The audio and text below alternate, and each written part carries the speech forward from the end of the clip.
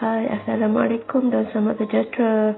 Kami dari Penitia Sains Sekolah Menengah Kebangsaan Pasir Panjang memilih bidang pembelajaran bab 3 iaitu pengangkutan, standard kandungan 3.2 iaitu sistem peredaran darah. Standard pembelajaran ialah 3.2.3 iaitu menjalankan eksperimen untuk mengkaji faktor yang mempengaruhi kadar denyutan nadi. Okey, tujuan adalah untuk mengkaji faktor yang mempengaruhi kadar denyutan nadi.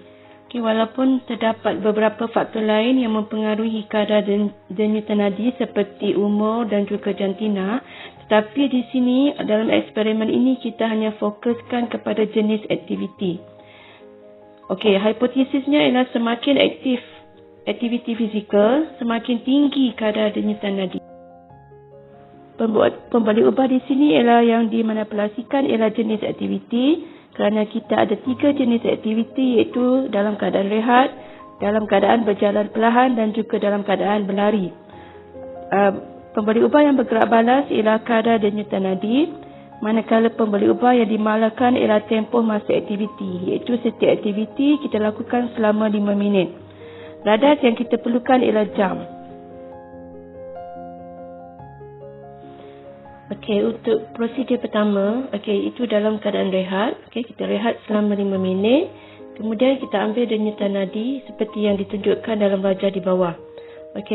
Denyutan nadi ni kita boleh ambil dengan cara menekan jari di kawasan titik nadi, iaitu sama ada di pergelangan tangan ataupun di bahagian leher.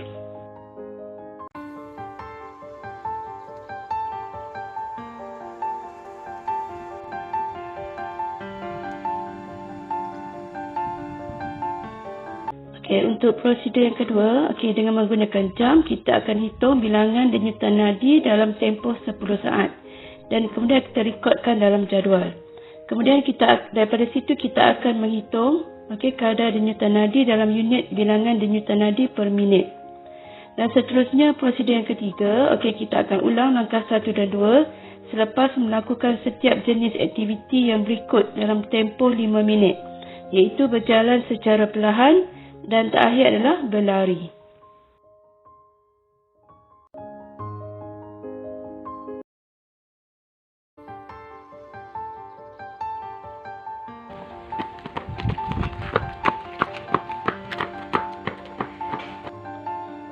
Ini adalah contoh jadual keputusan di mana jenis aktiviti adalah berehat.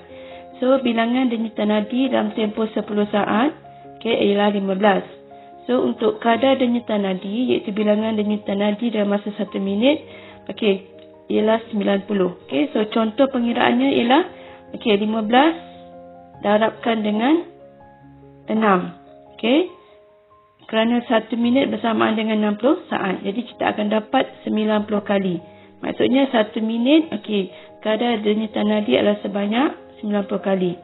Untuk aktiviti-aktiviti yang lain juga, seperti berjalan secara perlahan dan juga untuk berlari, kita akan kirakan dengan cara yang sama. Untuk kesimpulan, setelah kita mengira kadar bilangan denyutan nadi per minit untuk semua aktiviti tadi, iaitu berehat, berjalan perlahan dan juga berlari, dari situ kita boleh buat perbandingan aktiviti manakah yang menghasilkan bilangan denyutan nadi per minit paling tinggi. Maka kita boleh buat hubungan dengan hipotesis yang kita buat di awal eksperimen tadi. Sama ada hipotesis kita diterima ataupun ditolak. Itu saja perkongsian kami. Terima kasih.